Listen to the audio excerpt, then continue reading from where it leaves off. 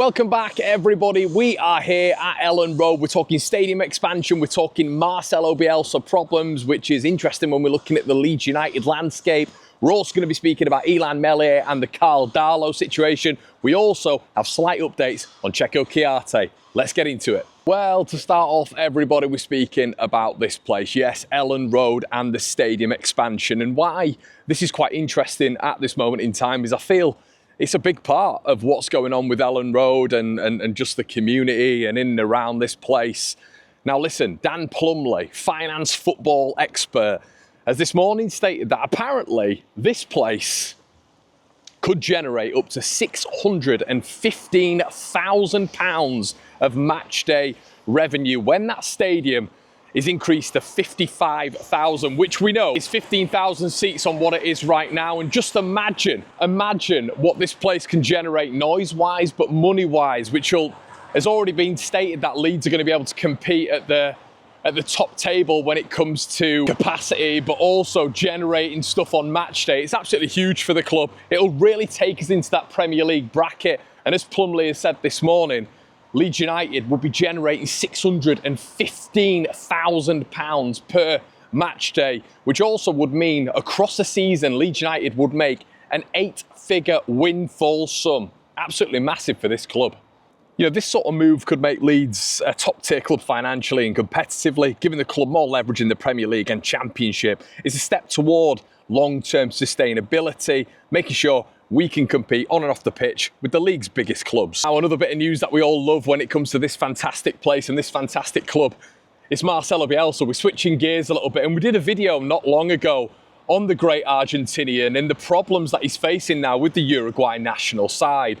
Now, he's had run-ins with Luis Suarez, who has said that he had a cold demeanour and wouldn't even say good morning to the Uruguay players. Now, let's be honest, Bielsa wasn't exactly known at Leeds United for his warm demeanour. It wasn't really something that even when Stuart Dallas and Luke Ayling and Patrick Bamford, when interviewed on, have said that was one of his greatest strengths. He was very separate to the Leeds United squad. But it was at the end, when we got promoted from the Championship to the Premier League, where you really saw his warm side. Now, like this guy behind me, the Don, different managers have different ways of working, and Bielsa is a maverick in his own right. Now, the Uruguay national side is very interesting because they're all much better players than what we had at our disposal, and players like Jimenez, players like Fede Valverde and Luis Suarez are players that Leeds United could only dream to have. And it does pose the question, if Leeds United were to ever attract Bielsa back to Elland Road, which the 49ers did try and do, would he be able to work with the top level player nowadays? It's an interesting conversation. But with Marcelo Bielsa, there was problems, and there's been problems very, very recently. Jimenez and Valverde have said that the squad's communication was affected by Bielsa's lack of warmth. Bielsa then dismissed the idea, and obviously there was problems within the ranks at Uruguay, but this was only consolidated by a very, very heavy defeat to Peru, which has left them winless in their World Cup campaign. Bielsa's response after all the controversy from Suarez, from Jimenez and Valverde was typical of what we found of the Argentine here at Elland Road. He took responsibility for the lack of authority as well, and said that he's going to try and work on it. And with Jose Jimenez and of course Oliveira being back for their next World Cup qualifying campaign game against Ecuador, you're hoping that the Argentinian can get Uruguay's campaign back on track. Now let's talk about Mr. Cheikhou Kouyaté, who seems to be on the lips of every Leeds United fan at this moment in time. The 34-year-old has been rumoured to be signing for Leeds United over the past week, and we've not really heard anything more. There's been no confirmation. Reports are suggesting that in the next 48 hours it will be signed or it will be dumped, essentially, and Leeds have to work within that metric, within that bracket. So we're hoping that Leeds are going to be able to get this deal done, because it feels like a defensive midfielder in particular is something that the Whites desperately need right now to give Daniel Farke that balance within that middle space. But obviously, we're coming up against a very attacking Sheffield United side, Watford in the next week as well. Leeds going to have to be fully prepared, and right now, I'm not so sure they are. Now, as we've mentioned on previous videos, you do wonder what the hold-up really is at Elland Road when it comes to Cheikhou Kouyaté. Could it be wages? Could it be his age? Are they looking at it and thinking, second thoughts? But what we do know with this club is they don't seem to do things quickly. when it comes to deals, they've always waited around, and you do wonder if, in fact, that will affect the deal. But Cheikhou Kouyaté is still there. Nobody's come in for him. You feel like that is an open goal for Leeds United.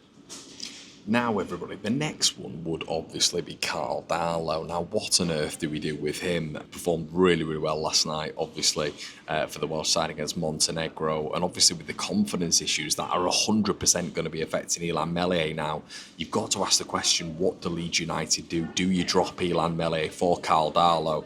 The 34-year-old had some good player ratings the other night against Montenegro, but it's definitely a different task coming up against Montenegro on the Welsh national stage to coming up against Sheffield United, Chris Wilder's Sheffield United on Friday night, when all the bright lights are on you. So Karl Darlow's done it last season for Hull.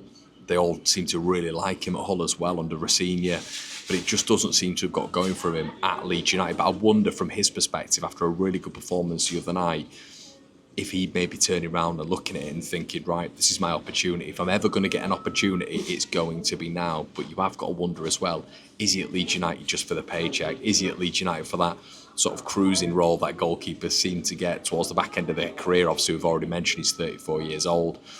Has he just come here for almost that paycheck to sit on the bench and to come in when needed? You do wonder nowadays when it comes to modern football, are sort of your second and obviously your third keepers even testing the starting goalkeeper?